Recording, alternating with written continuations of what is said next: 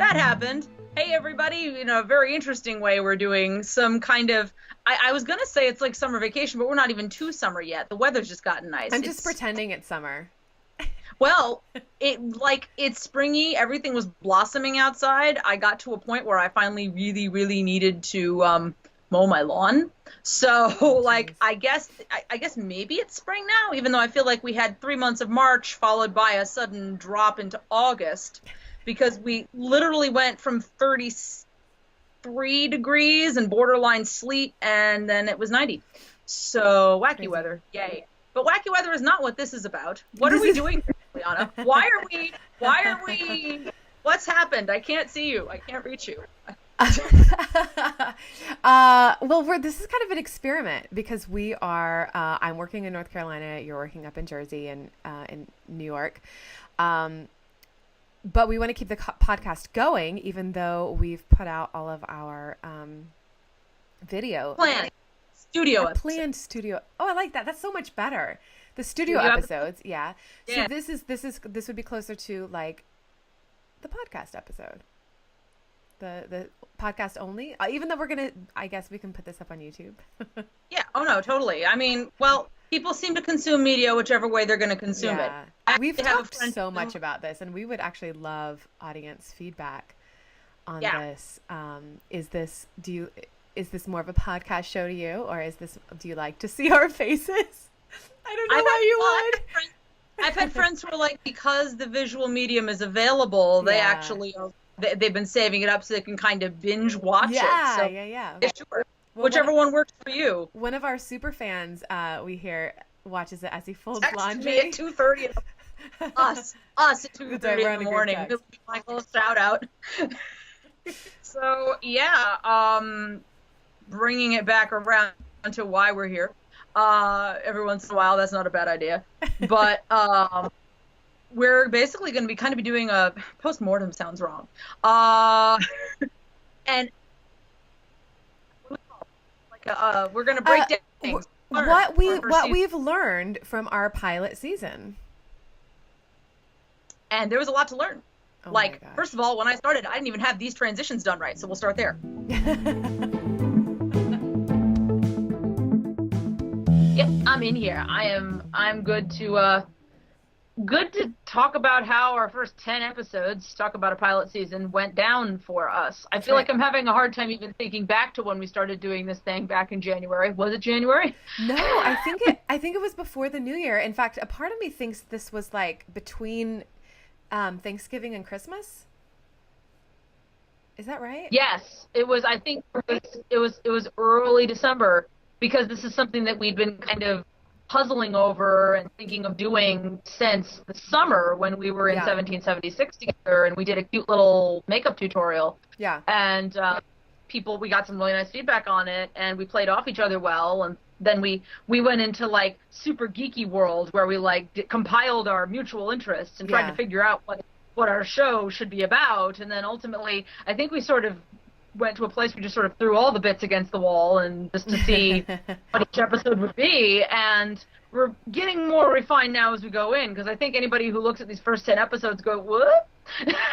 The common thread would be you and me, Juliana. I think beyond anything else, it's like these two people like these things. Well, I think one of the biggest revelations that I had, and we talked about this maybe a week or so ago, this is kind of new, is that it's not necessarily the content that we're coming up with episode to episode that is strange.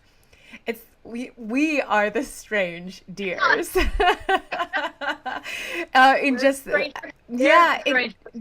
that this is how varied our curiosity is, and how we need to like just own up to the fact that a lot of this curiosity has to do with the fact that we're actors and we do a lot of research anyway. And that part of the reason we were drawn to theater in the first place was because we are so curious about human nature and human history. So I think in just owning the fact that we're the strange deers and we're not going to bring you content that's necessarily going to blow you away. It's just like, if you are also a strange person, aka a strange theater person, you're probably going to want to hang out with us every week, and we want to hang out with you. This is your safe space to just kind of nerd out with us, because I think part of what, well, first of all, I do know that I just happen to have very wildly diverse interests, but beyond that, I think a lot of things have come into my orbit because of shows I've done. And there are, shows are written about a lot of different things, different eras, different topics come up. Like, that's kind of, well, it certainly doesn't lend to making oneself linear, but it lets you kind of jump around and do things. Yeah. So, not that we're going to, we're just kind of going to embrace it with a theater base to it. That's right. That's right. We're not going to try to be more mainstream than we are.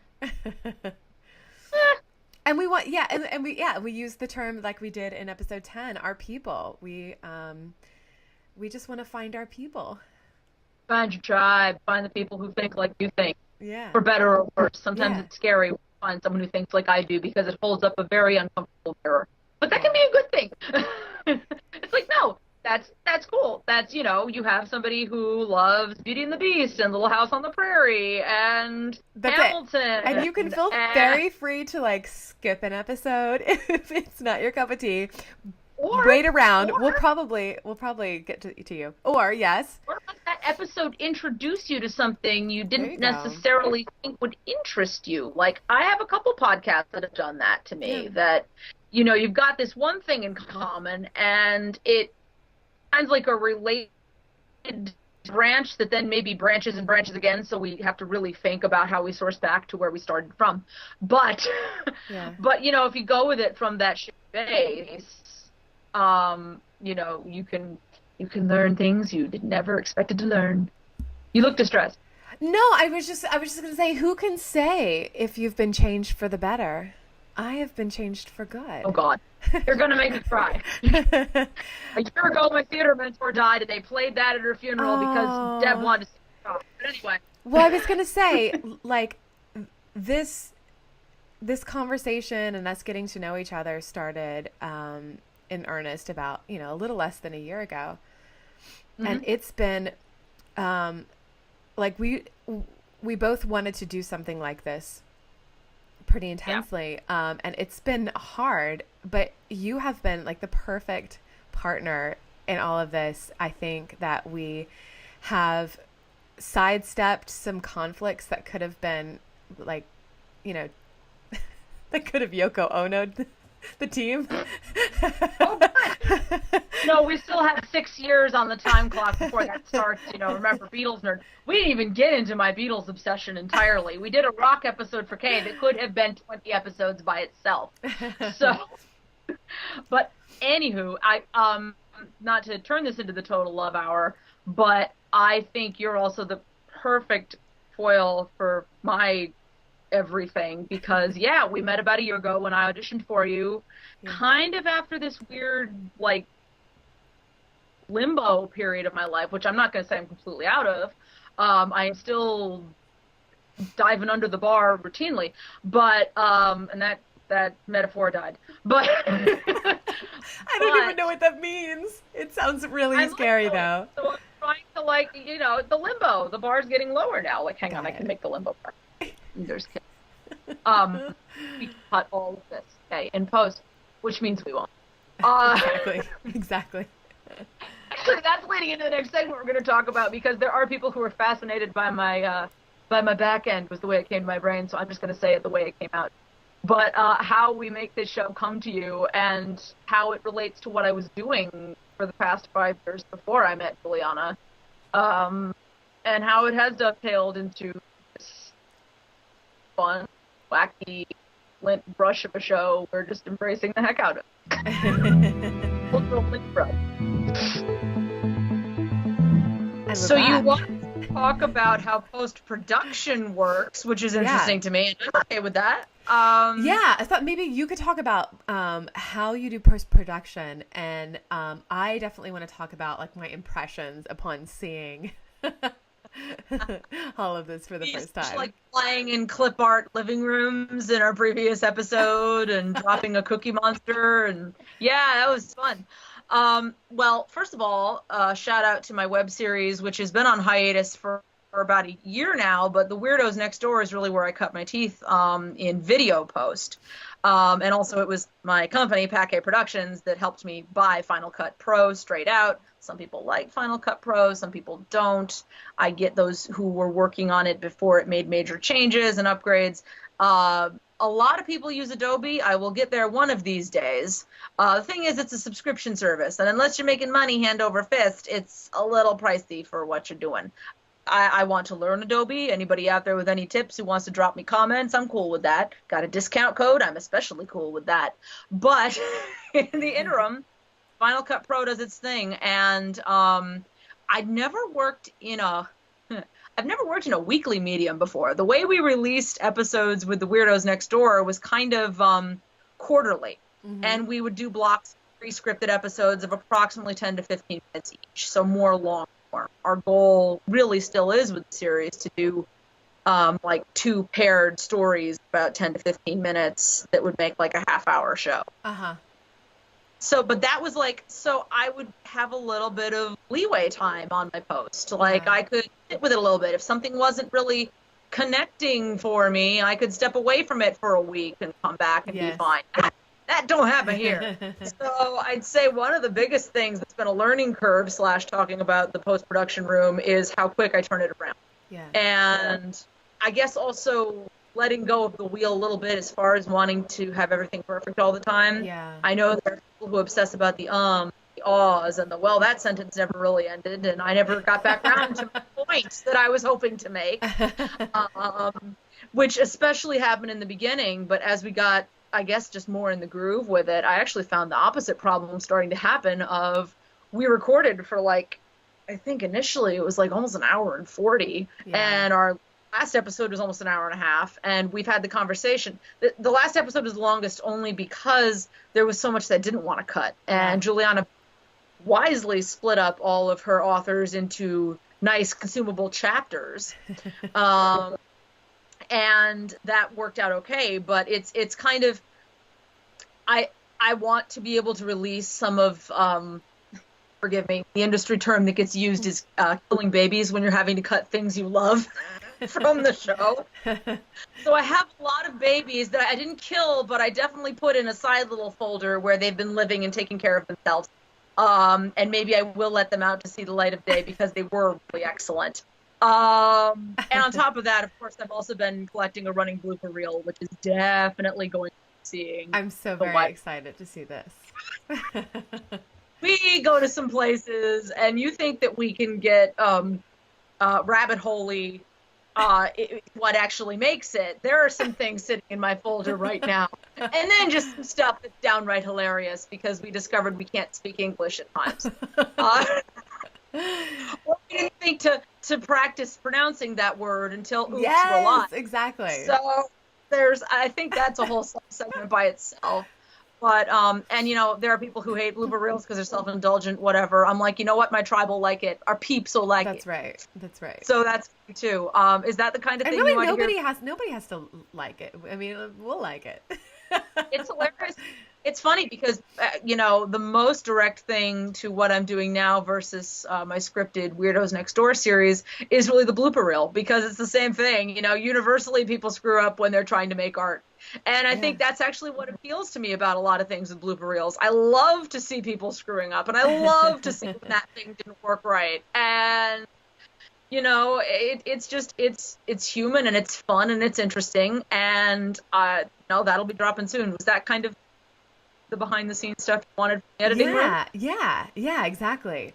What's interesting is a lot of podcasts, really great podcast, they have the host, but then there's a separate producer or a production team or even like a studio that kind of manages all that. And we are self-produced, and that's just a really interesting dynamic because I find we each have skill sets to be content creators and to be producers and kind of look at big picture type things. But I found myself investing, from week to week more in different places. Yeah. So that's just interesting. Also, a producer would help mediate, Kate, even though we work so well together, we don't like it's not every single item. People talk to people. What'd you say? Your people talk to my people, and then we'll come back into the room and work. Well, I mean, if a producer would be like, well, Kay, Juliana's right here. No. No. Well, because of all the times we fight on camera. No. We fight. So no, but just as far as kind of when we're like, I don't know what to do here. Well, the podcast I listen to do this. Well, the podcast I listen to do this. What do we do? It's just fun. We've had to figure that out on our own. I think looking back on it now, it's made us really strong. We could produce. I feel like I could produce somebody else's podcast right now. After yeah, it's that thing where self-produced is really becoming, I feel anyway, and maybe it's just the people I work with, I feel like more and more people are doing it because either the technology is more accessible now, or they, honestly, I was doing so much of the back end tech on my other series that I don't, and this could be a personality comment on me, so I don't know how comfortable I would necessarily be letting go of it entirely. Yeah. Can I put myself there if somebody wants to do it and save me my time, especially with a weekly show? Sure.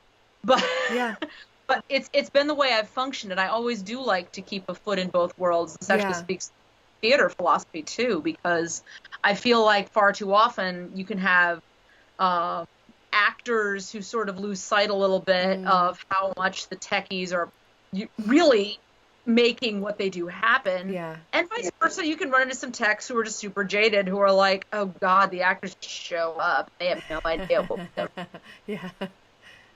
Yeah, so I mean, and that was part of where I chose my major in college too, because I picked a smaller theater program. But when I wasn't on stage, when I wasn't cast, I was up in the lighting booth. I was running soundboard. I was doing my best to not stitch my fingers together in the costume shop. So it makes you well-rounded, and it makes for a better product overall. Yeah, I think, we started realizing we needed to take more responsibility for things like format and social media outreach, plugging a little bit better, how to get in touch with us, how to interact with us. Yeah, so I mean, that's kind of one thing that if we, had we had a producer or production team that could kind of walk us through some of these things, we wouldn't have learned it all. I feel like we're coming into this kind of middle season really having a much better idea about what we want. I know, just as far as like the look of the show goes, when I first saw our early episodes, I was first of all like, how did Kay do this? How did she edit this? We were in a real dark room, which was fun too. But anyway. Yeah. Me in hindsight, in post, I would have been like, we need more lights and we need them now. Yes, and with lighting, we talk. I mean, and we joke about like me and my hair. It is horrible in some moments. Oh well. But yeah, like we didn't have monitors, so we're kind of going just blind. Well, it's interesting because I did at one point go, let's use the puppeteering monitors, because I crushed the puppeteer. But it occurred to me it was probably going to be more distracting. Yep. Yeah, because where am I focused? A camera, a monitor. When we get back to studio episodes, I think we might revisit that idea. Yeah. I'm just finding something that's a little bit more natural for us. Because the other thing I'd like to be able to do moving forward is not constantly look like I'm not interested in you because I'm checking in with the time clock on the Tascam. Kate, it is okay. I frequently go off into lull even myself to sleep when I'm talking. But yeah, I was super impressed with I knew you were good at editing, but it's when you've been in the room and you've just been like blah, all of this like information and opinions, and then Kay turns it into a nice little package. It is make it sensible. Yeah, I was super impressed with that. Here's another thing, and this is just kind of a little fun fact. When I look back at the opening, first maybe like 6, 7 episodes, I was struggling real hard with migraines, and during that period of time, especially like episode 2 was really bad for me. Episode where we did the books, and I can see it on my face. And I have thought like for so long that I'm so good at faking it. I've since had some treatments for migraines, and they're finally kicking in. And you can see all of a sudden my eyes are alive. It's interesting. There is something to be said for being on camera in a weekly capacity and watching. You teach, and I do some moderate coaching, like not really in an artistic world, but I've often coached myself. I'm like, record yourself, get a feel for, your face might be doing something you're really not aware it's doing, and the only people hate looking at themselves on camera, but really, honestly, it is so helpful. If we're going to give a takeaway in this segment, it's, hey, theater folk, just get comfortable with it. Just do it. And you know what? Yeah. And it's funny. I knew that I had RBF, resting bitch face, in a big way. Like, I had been told. And wow, it is. I really look formidable sometimes. Okay, little curtain off the. Hang on, I've got. And also, like, I feel like I'm joking, and I did not know I come so much drier on video than I feel like I'm being. I feel like I'm being goofy, but sometimes I just look like I'm being a mean girl. Well, behind the curtain, as I was just doing, behind the curtain, there have been moments when I've been editing our show. And I'm like, let me cut to Juliana for a reaction of what I just said. And you're like, and it wasn't that you weren't interested in me, because I know we were having a good conversation. No, it's like no one's looking at me. I have a migraine. I'm just going to sit here and listen. Well, yeah, but the thing was, I wanted to make sure I was bouncing back and forth between us, which is what a nice 2-camera setup can do, because I can run the 2 tracks simultaneously and then just stop and cut between them. Yeah. But I have had some moments where I went, I guess I'm staying on me, or vice versa. I don't know what I was doing in episode 8, but I seem to be obsessed with my lady bits. I was staring down, so it must have been the Tascam, but I was staring down so much, and I was like, can't use that. And it's especially there. Actually, you know what? That might need to be a section in the blooper reel too. Of like what are we looking at? I'll let my initial thing where it cut to, and like one of us is making some god-awful face that actually comments exact opposite of being interested in what this person is saying. Yeah. A greatest hits or worst hits. And now we're back to the future or something. Oh, we are. We're talking about what our future is going to be. So the studio episodes are on pause for right now. We'll still be releasing video of our podcast, but it's really going to be geared more over the next month for our podcast listeners. No. Yep, giving the love exclusive pod folk. If you're a YouTube fan, you'll still be able to catch these on YouTube. We're still there, absolutely. Yeah, it's just since we're definitely not going to be in the same space for a while, 2 more weeks, this was the way to do it. But when we are in the same space, I think we're going to have some fun. In 2 weeks. I'm so excited. Well, one of we're doing our first live show, our first of many live shows, comes up. Actually, the live show I'm talking about is second. Yours is first. Well, in chronologically. In production order if you want to, but rather like filming a movie way out of sequence. Yeah, this will be out of sequence as well.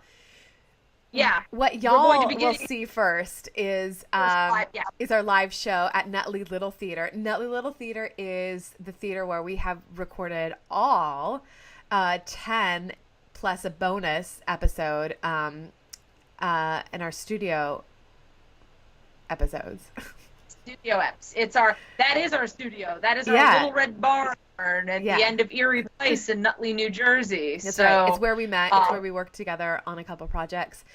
So it's a home theater for both of us. Very fitting that that's where we should do our first live show. We're going to have an audience there, a great audience. And this audience, maybe not everybody will even know what a podcast is. That can be adventurous. Yes, I'm super excited about that. Yes, indeed. And then what the thing that we're technically recording first but releasing after, there's enough solid in the contract for us to actually say that 1776 is happening again in August, and to really bring full focus. And it's not just any 1776. True enough. It is all female.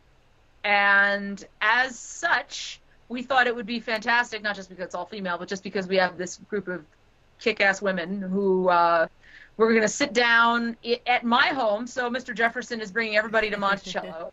And we're going to talk American history, a little bit of the true history behind the show, talk a little bit about the show itself, get insights, and just kind of like an hour's worth of content from a non-traditional but fantastic group. We've now done the show twice with, and I'm so happy to be going third round with all y'all. And by the way, listeners, we want your feedback. Your good feedback. We want you to send us very publicly by giving us 5-star reviews on iTunes, Google Play, and talking about us to your friends. If you have any episode suggestions for us, something that you're curious about, send those our way. We have a list going. Each of us have a list of topics that we want to cover, but we're really interested also in what you want to hear about. And we are super geeky. We are willing to go out and research anything. And we have an email if you want it to be in less of a pushing everything on the internet, right? They could email us directly. Yes, and that email is strangebutTrueDear@gmail.com. So if you like to not, I'm hesitating to say if you have a private request because that came out fun. But if you have an idea, it's a little. It'll cost you extra, but we can see if we can make it. I don't want people giving me a thumbs up or a thumbs down or commenting first all over it. Then you can. Yeah. Kids still do, right? Yeah, You can email us directly and we'll get it that way. Tell us how much you hate my hair. Tell us how much you... I just always start with your hair. What is it? I feel like it's one of the easiest things to troll. It is... You can try to troll me about my hair, but dudes, you're not going to say anything I don't know. I know. It's a thing. It's a dead thing on my head. But it's... Anyway, super excited about our live shows and staying in touch with you, our strange dears.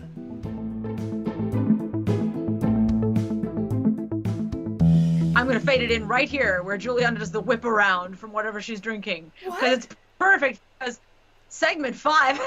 What? Huh?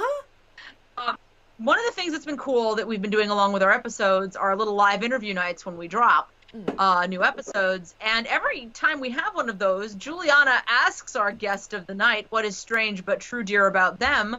So we're kind of turning that on its head and saying, what makes us strange this week? Exactly. So what's making you strange this week, Juliana?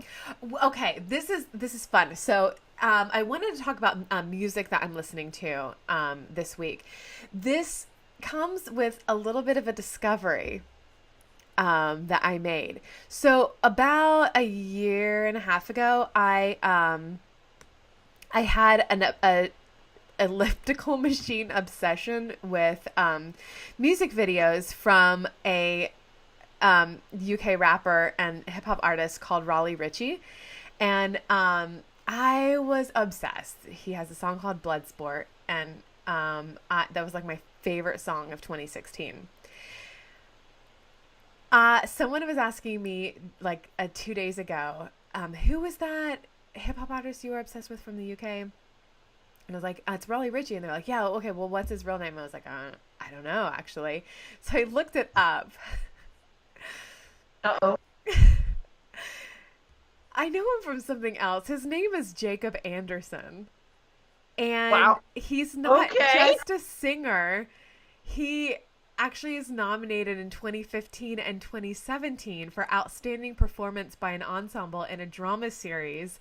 That drama series is Game of Thrones, which... So you discovered that things intersect. Which is my double obsession.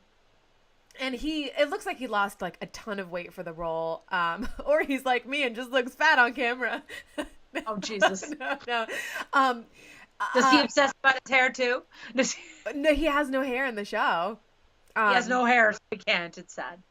Yeah. Anyway, so I'm listening to Raleigh Ritchie again now with the context of Grey Worm, like one of these characters in Game of Thrones. You can't divorce them right now. It's weird.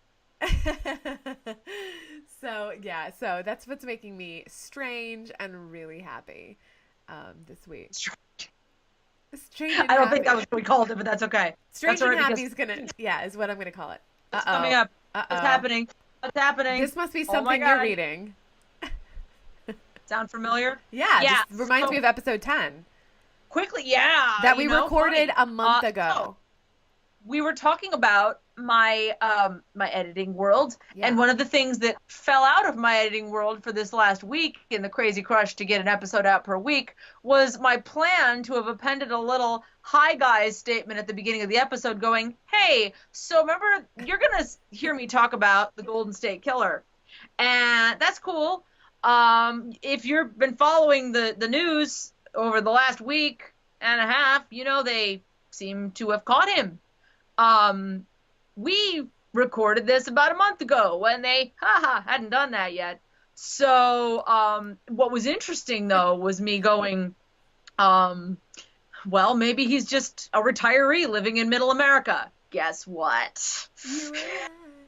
Well, he was in California, but still, like, he never left the area. He was just a retiree, and it's like, so anyway, at the same time, I've been on the library's wait list for I'll Be Gone in the Dark, Michelle McNamara, since it came out. Yeah. And I finally got tired of waiting, and my husband has Prime, so ding dong, here came the book, and I have started reading this week, and I am so very happy, first of all, to have this at my fingertips, to hear, where Michelle was at while researching, and also with the news just going, oh, you were so close, and definitely the work you put in here helped so much. Yeah. So I've only really just started this thing, but I've read excerpts, and it's just,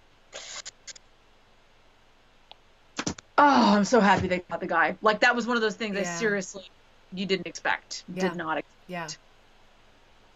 So that's kind of what's strange but true about me this week is I'm finally reading the book that I already put a whole lot of plugs in for, and oops, we caught the guy, but I'm so glad y'all played along with us anyway. So anybody who emails us or comments going, but they caught, I know.